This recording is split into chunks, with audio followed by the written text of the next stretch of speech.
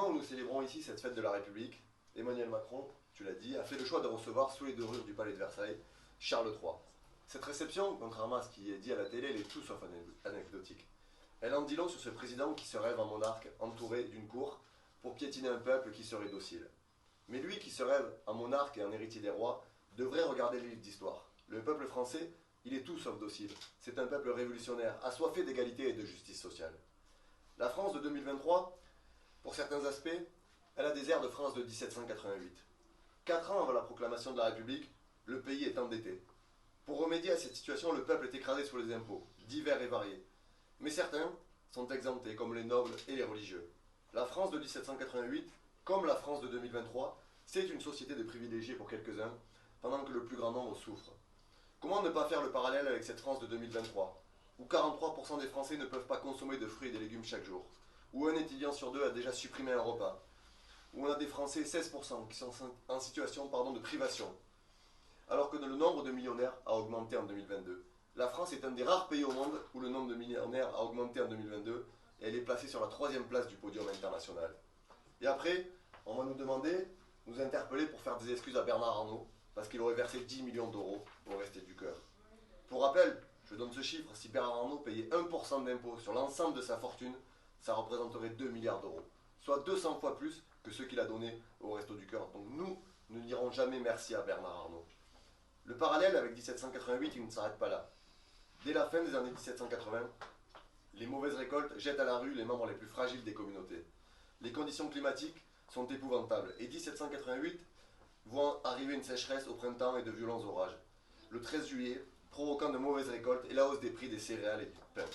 La rudesse de l'hiver qui suit fait grimper le prix du bois et du chauffage. Là aussi, cela ne vient pas de nulle part. Il faut savoir que ces crises, elles sont dues à une chose. Déjà à l'époque, la libéralisation du commerce des grains sous l'Ancien Régime qui a débuté en 1763. Cette libéralisation était ardemment souhaitée par ceux que l'on appelait à l'époque les économistes, mais qui en vérité sont des spéculateurs, qui considèrent que la liberté laissée aux négociants et le jeu d'une concurrence désinhibée sont l'unique moyen pour résoudre la lancinante question des subsistances dans la France de l'Ancien Régime. Encore une fois, pour eux déjà, le contrat social, implicite selon lequel le roi s'engageait à défendre le peuple contre la famine en échange d'une soumission, n'a désormais plus lieu d'être. Le marché et la libéralisation comme solution miracle à tous les problèmes.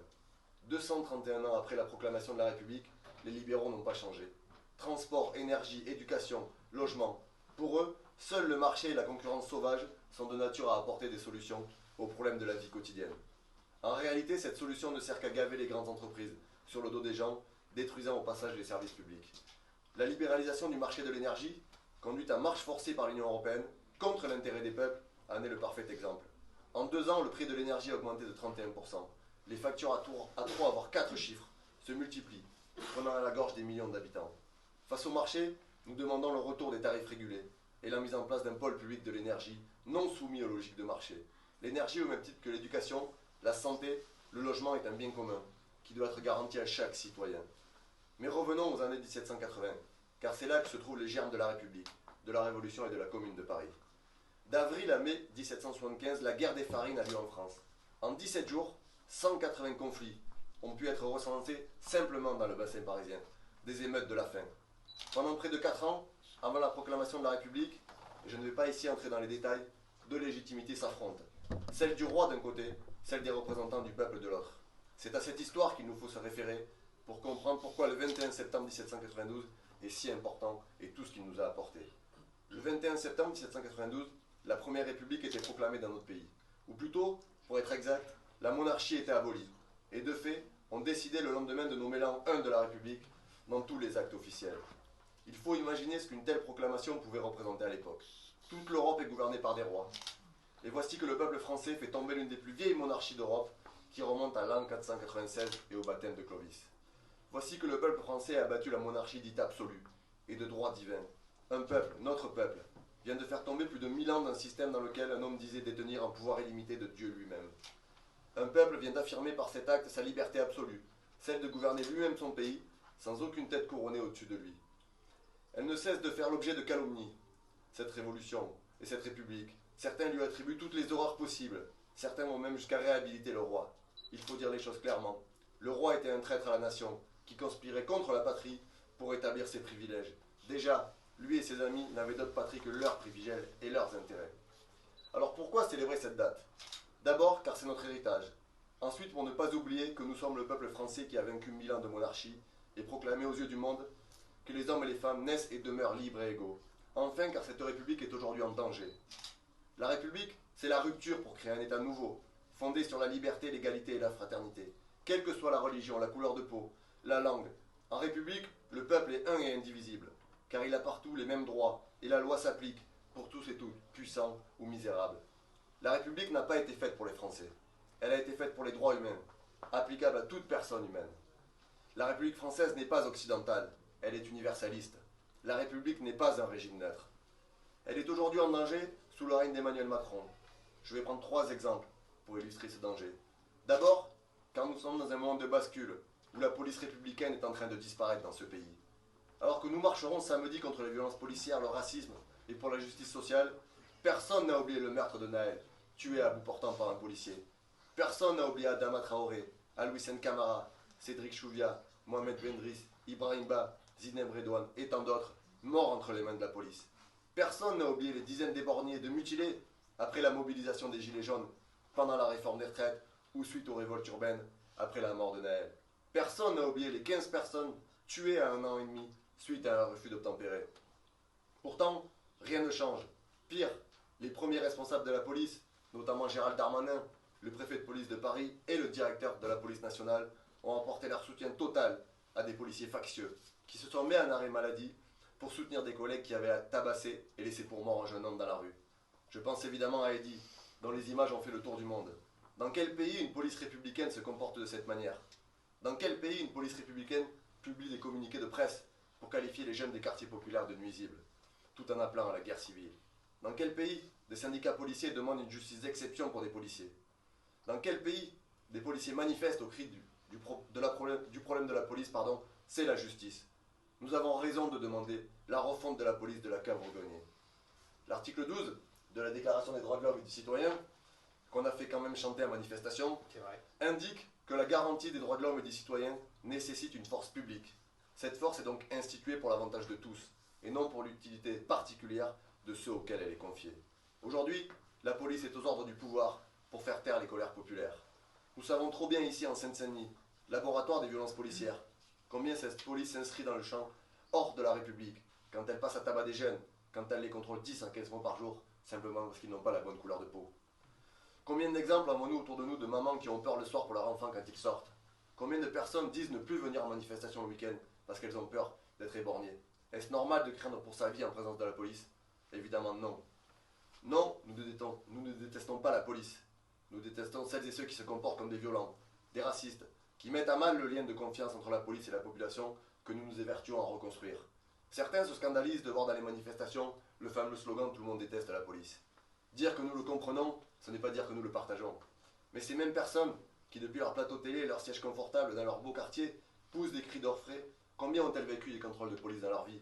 Combien de fois ont-elles été contrôlées par la police 10 fois par jour parce qu'elles n'avaient pas la bonne couleur de peau? Notre rôle de responsable politique, c'est de trouver des situations politiques et des solutions à cette situation.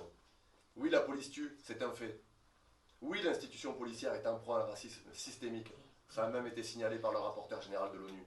Oui, les GPN couvrent les policiers violents. Aussi, nous continuerons à porter nos propositions. Je ne vais pas les détailler toutes ici, mais l'indépendance de l'IGPN, que nous présenterons dans la niche parlementaire du groupe de la France Insoumise.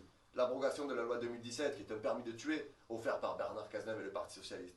Le récépissé pour les contrôles d'identité, la dissolution de la BAC et le retour évidemment de la police de proximité, tellement utile, pour mettre fin à cette situation et refaire de cette institution une véritable police républicaine.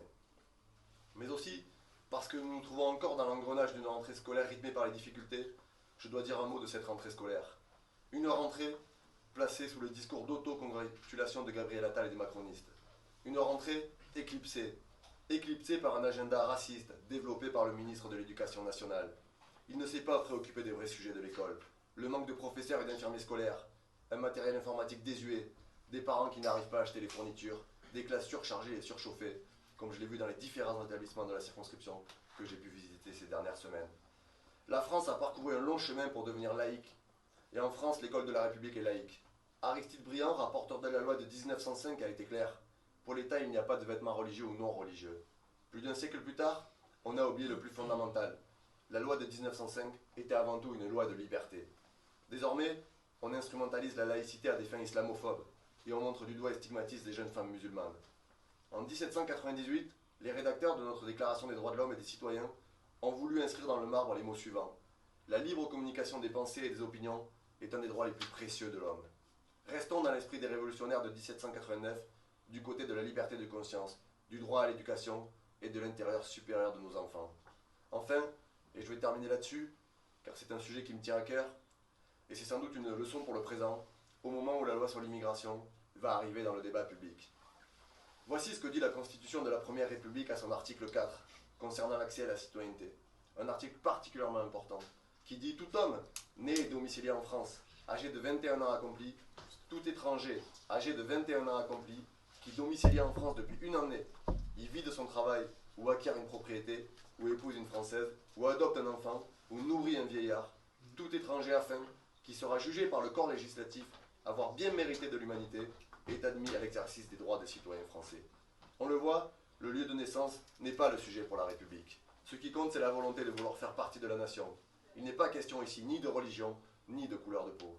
La République, celle dont on parle depuis tout à l'heure, est une république démocratique, sociale et surtout antiraciste. Antoine l'a rappelé en évoquant l'exemple de la grève à Brest. Et c'est pourquoi ceux qui l'ont utilisé pendant la colonisation pour justifier les pires horreurs et qui l'utilisent aujourd'hui pour refuser l'accueil aux plus fragiles ont trahi le sens des valeurs de la République. Depuis l'arrivée récente d'exilés sur l'île de Lampedusa, la droite et l'extrême droite agitent tous leurs fantasmes racistes.